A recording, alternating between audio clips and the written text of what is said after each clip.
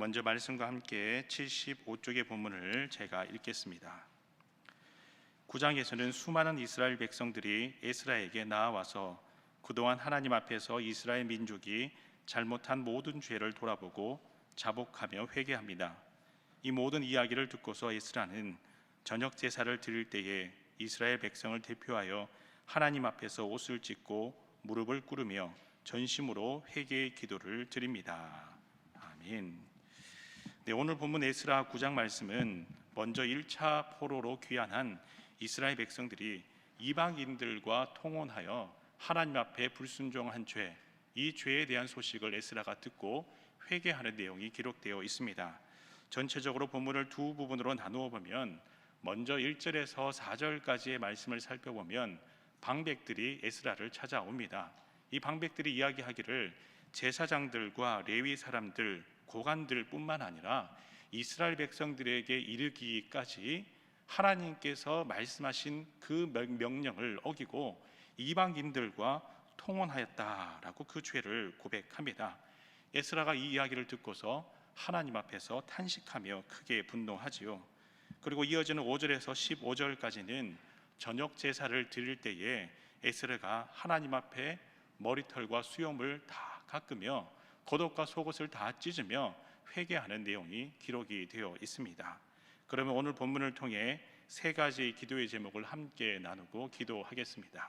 첫 번째 기도의 제목은 말씀을 거울 삼아 스스로를 돌아보는 정결한 마음을 주옵소서라고 함께 기도하겠습니다.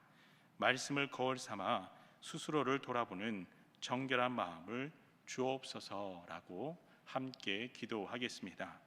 다 함께 본문 2절 한 절의 말씀을 함께 읽겠습니다. 시작. 그들의 딸을 맞이하여 아내와 며느리로 삼아 거룩한 자손이 그 지방 사람들과 서로 섞이게 하는데 방백들과 고관들이 이 죄에 더욱 으뜸이 되었다 하는지라. 아멘. 본문 말씀을 보면 이스라엘의 고관들 그리고 방백들이 이 죄에 대해서 더욱더 으뜸이 되었다라고 성경은 말씀하고 있습니다. 여기서 말하는 죄는 1차로 포로 귀환한 이스라엘 백성들이 이방인들과 통혼하지 말 것을 말씀하신 하나님의 말씀에 불순종하고 그들과 혼인관계를 맺었던 죄를 의미합니다. 특별히 본문 2절 말씀 중반부를 보면 이 죄에 대해서 구체적으로 설명하기를 거룩한 자손이 그 지방 사람들과 서로 섞이게 하였다라고 설명하고 있습니다. 여기서 섞이게 하다라고 하는 이 원어의 의미를 살펴보면은 우상 숭배함을 배우다, 죄인들과 사귀어 그들과 함께 그 죄에 동조하다, 좋지 않은 사람이나 환경으로부터 나쁜 영향을 받다라고 하는 의미로 사용되고 있습니다. 이스라엘 백성들이 이방인들과 혼인함으로 그들의 종교 또 그들의 문화와 동일시 되었다라고 하는 것입니다.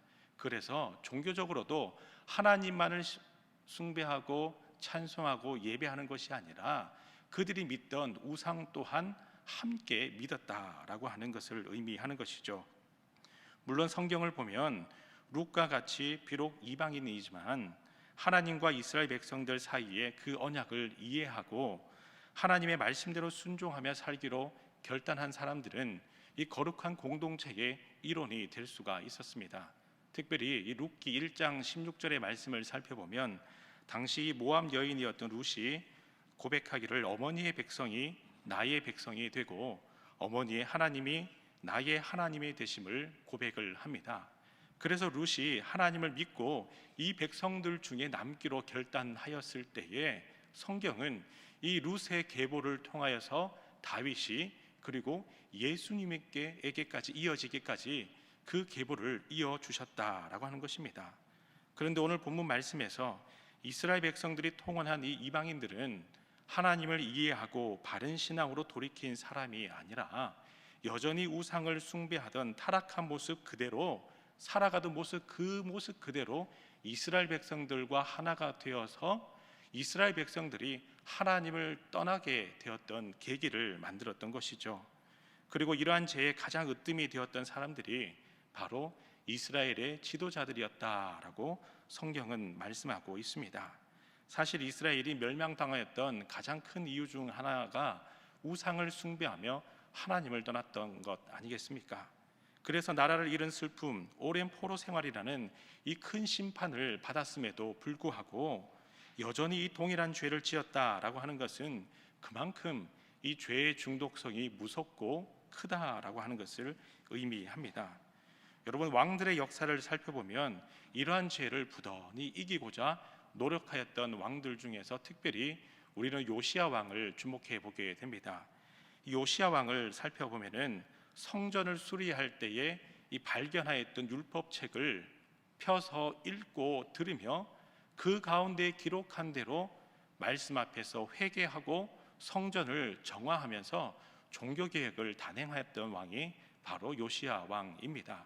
그리고 이 요시야 왕에 대해서 성경은 평가하기를 요시야와 같이 마음을 다하며 뜻을 다하며 힘을 다하여 모세의 율법을 따라서 여호와께로 돌이킨 왕은 이전에도 없었고 이후에도 없었더라라고 하며 요시야를 평가하고 있습니다. 그래서 하나님 앞에서 이 바른 신앙, 바른 길로 걸어감에 있어서 가장 중요한 것이 있다면 바로 하나님의 말씀인 줄 믿습니다. 이와 같이 오늘날 우리의 신앙의 자리에서도 하나님의 말씀을 거울 삼아 스스로를 돌아보는 마음가짐이 참으로 중요한 줄 믿습니다. 왜냐하면 말씀을 가까이 할 때에 하나님께서 그 말씀을 통해 우리의 마음의 중심이 어떠한지 들추어 내시기 때문입니다. 그 말씀을 가까이 할 때에 우리가 걸어가는 길이 바른 길인지 아니면 사망의 길인지를 하나님께서 깨닫게 하시기 때문입니다.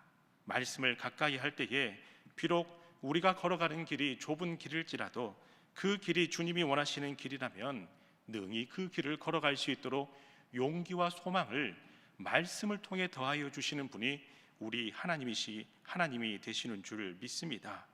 이와 같이 늘 말씀을 가까이 함으로 하나님께서 인도하시는 사명의 길을 주님 더하여 주시는 용기와 소망을 가지고 든든히 그리고 묵묵히 걸어가시는 우리 신일교회 모든 성도 여러분 다 될 수 있기를 간절히 소망합니다. 아멘. 다음으로 두 번째 기도의 제목은 거룩한 초소에 박힌 목과 같이 하나님의 은혜에 늘 감사하게 하소서라고 기도하겠습니다. 거룩한 초소에 박힌 목과 같은 하나님의 은혜에 늘 감사하게 하소서라고 함께 기도하겠습니다. 다 함께 본문 8절 한 절의 말씀을 함께 읽겠습니다. 8절의 말씀입니다. 시작. 이제 우리 하나님 여호와께서 우리에게 잠시 동안 은혜를 베푸사 얼마를 남겨두어 피하게 하신 우리를 그 거룩한 초소에 박힌 목과 같게 하시고 우리 하나님이 우리 눈을 밝히사 우리가 종노릇 하는 중에서 조금 소생하게 하셨나이다. 아멘. 본문에서 제사장 에스라는 이스라엘 백성들의 죄악에 대해서 속옷과 겉옷을 찢을 뿐더러 머리털과 수염을 뜯는 비통한 심정으로 하나님 앞에 엎드려 탄식하며 회개 기도합니다. 그 회개의 내용 중 특별히 본문 8절의 말씀을 살펴보면 하나님께서 우리에게 포로에서 귀환하게 하신 이유는 하나님께서 잠시 동안 은혜를 베풀어 주셨기 때문이다 라고 고백하고 있지요. 그리고 그 은혜를 구체적으로 표현하기를 우리를 거룩한 초소에 박힌 목과 같게 하시고 우리의 눈을 밝히시며 조금 소생하게 하셨다라고 말씀하고 있습니다. 여기서 이 거룩한 초소라고 하는 의미는 넓은 의미로는 가나안 땅을 의미하고 그리고 특별하게는 그 가나안 땅에 세운 하나님의 성전이었던 이 예루살렘 성전을 의미하기도 합니다. 그리고 그 초소에 박힌 못이라는 표현은 이 못의 의미를 볼 때에 말뚝이나 또 기둥을 튼튼하게 연결하는 하여 흔들리지 않도록 하는 견고함이라고 하는 의미로 사용되어 있습니다. 그래서 이스라엘 백성들이 거룩한 초소에 박힌 목과 같이 되게 하셨다라고 하는 의미는 애굽에서 종살이 하던 이스라엘 백성들을 부르신 하나님이 그냥 부르실 뿐더러 가나안 땅을 선물로 주시고 선물로 주신 후에는 이곳에 하나님의 나라를 세우게 하시고 부국강병하게 하시며 또한 이 나라의 터 위에 하나님께서 예루살렘 성전을 세우도록 큰 은혜를 베풀어 주시기까지 함께 하셨다라고 하는 것입니다. 그런데 이스라엘 백성들이 그 하나님을 잊어버리고 불순종하여 나라를 잃어버리는 슬픔과 이 큰 심판을 받았음에도 불구하고 하나님께서 이스라엘 백성들을 영원히 버리셔도 백성들이 할 말이 없지만, 하나님은 이스라엘 백성들과 최초에 맺었던 그 언약을 기억하시고 거룩한 초소에 박힌 목과 같이 흔들리지 아니하는 마음으로, 변치 않는 마음으로 이스라엘 백성들을 끝까지 바라보시고 기다리시고 은혜를 베풀어 주시는 하나님이 우리 하나님이시다라고 하는 것입니다. 그런 하나님께서 지금 또다시 동일한 죄를 범하고 있는 이스라엘 백성일지라도 그 이스라엘 백성들에게 원하시는 것이 있다면 하나님의 무한한 사랑으로 다시 한번 돌아오기를 원하시며, 다시 한번 하나님의 은혜를 기억하기를 원하시며, 지금도 여전히 그 백성들을 기다리고 계시는 하나님, 지금도 여전히 하나님께서는 이스라엘 백성들로 하여금 거룩한 초소에 박힌 목과 같이 그들을 붙들어 주시기를 원하시는 분이시다라고 하는 것입니다. 우리의 신앙의 자리에서도 하나님은 여전히 하나님을 떠난 자녀들을 기다리시며 돌아오기를 원하시는 분이십니다. 비록 잠깐 신앙과 믿음을 잃어버렸다 할지라도 하나님께서 거룩한 초소에 박힌 목과 같이 되도록 그 신 앞에 설 수 있도록 역사하여 주시옵소서. 그 기다리시는 하나님의 은혜를 늘 기억하며 온전히 주님을 따르는 믿음의 사람으로 변화시켜 주시옵소서. 오늘도 기도함으로 하나님 중심, 말씀 중심 믿음의 길을 걸어가시는 여러분 다 될 수 있기를 간절히 소망합니다. 아멘. 마지막으로 세 번째 기도의 제목은 에스라와 같은 책임감과 공동체 의식을 가지게 하옵소서라고 함께 기도하겠습니다. 에스라와 같은 책임감과 공동체 의식을 가지게 하옵소서라고 함께 기도하겠습니다. 다 함께 본문 10절 한 절의 말씀을 읽겠습니다. 시작. 우리 하나님이여, 이렇게 하신 후에도 우리가 주의 계명을 버렸사오니 이제 무슨 말씀을 하오리이까. 본문에 등장하는 이 에스라의 회개의 기도를 살펴보면 하나같이 고백하는 중요한 단어가 등장합니다. 그것은 바로 우리라고 하는 단어입니다. 에스라는 1차 포로 귀환한 이스라엘 백성들의 죄를 저들만의 죄, 저들만의 잘못이라고 지적하지 않고 우리 또한 하나님 앞에서 아무 할 말 없는, 아무 자격 없는 불순종한 죄인임을 자각하며 우리 또한 이 죄에서 자유로울 수 없는 유한한 존재임을 인식하고 있습니다. 사실 에스라는 1차 포로 귀환한 이스라엘 백성들의 죄를 지적하고 나무라며 비판하면서 자신의 권위를 세우고 지도자로서의 입지를 단단히 하는 종교적 정치적 기회로 현 상황을 이용할 수도 있었습니다. 그러나 에스라는 그렇게 하지 않았습니다. 오히려 1차 포로 귀환한 자들과 2차 귀환자들 모두가 한 백성이며 하나님을 강조하기 위해서 끊임없이 우리라고 하는 단어를 사용을 합니다. 그래서 7절 말씀을 보면은 우리 조상들, 8절에서도 우리 하나님, 9절에서도 우리가 비록, 10절에서도 우리 하나님, 우리가 주의 계명을 저버렸다라고 이야기하며 이 본문 9장에서만 우리라고 하는 표현을 28번이나 사용을 합니다. 여기서 에스라는 우리라는 표현을 통해서 특정한 누군가의 잘못을 지적하기에 앞서서 우리 모두가 하나님 앞에서 죄인이며 죄인인 우리에게 가장 필요한 것이 있다면 바로 하나님의 은혜임을 강조하면서 모두가 한 마음으로 하나님 앞에 돌이키며 회개하며 믿음으로 설 것을 강조하는 책임감, 그리고 이러한 모습을 가르치는 진정한 지도자의 모습으로 서 있습니다. 하나님이 이런 에스라의 모습을 보자면 어찌 그의 기도를 들으시고 응답하지 않을 수가 있겠습니까? 이와 같이 오늘 이 새벽 제단에서도 기도하실 때에 하나님, 저희들의 신앙의 자리에서도 에스라와 같이 이러한 책임감을 가지고 누군가 한 사람의 잘못을 지적하기보다는 이것은 우리 모두의 잘못이며 우리 또한 죄인임을 고백하며 모두가 한 마음으로 함께 하나님 앞에 설 수 있도록 이러한 책임감과 공동체 의식을 허락하여 주시옵소서. 하나님 보시기에 아름다운 믿음의 발자취를 남기는 신일 교회가 될 수 있도록 하나님 역사하여 주시옵소서.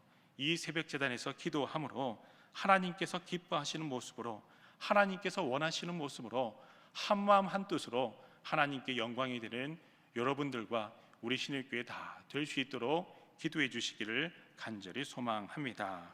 아멘. 다 함께 세 가지 기도의 제목으로 기도하겠습니다. 첫 번째 기도의 제목은 말씀을 거울 삼아 스스로를 돌아보는 정결한 마음을 주옵소서 기도하시고, 다음으로 두 번째 기도의 제목은 거룩한 초소에 박힌 목과 같은 하나님의 은혜에 감사하게 하소서, 돌아오게 하소서 기도하시고, 마지막 세 번째 기도의 제목은 에스라와 같은 책임감과 공동체 의식을 가지는 우리 주의 성도들과 신일교회 되게 하소서 기도하시고, 세계 각지에 흩어져 선교하시는 선교사님들을 위해, 그리고 위 목사님의 영육간의 강건함과 성령 충만함을 위해 기도하시고, 여러분 각자의 기도의 제목으로 기도하신 후 돌아가겠습니다. 함께 기도하겠습니다. 주여 믿습니다. 주여 믿습니다. 주여 믿습니다.